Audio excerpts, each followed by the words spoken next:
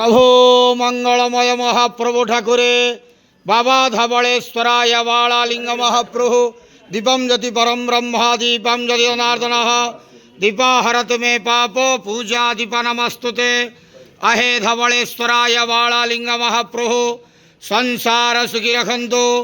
आज पुरुषोत्तम मास मल मास ज्येष्ठ मासर शुभ मंगलवार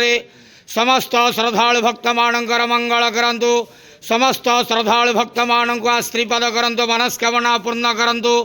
कर्म क्षेत्रोन्नति करंतु ग्रहरिष्ट खंडन करंतु जगतर मंगल करंतु विश्वर कल्याण करंतु आपणकर नाम प्रकाश करंतु सेवकर डाक श्रवण करंतु समस्त गुआवसा भक्त मानकर मनस्कामना पूर्ण करंतु जो जो भक्त माने आपण पाखे मानसिक रखिंट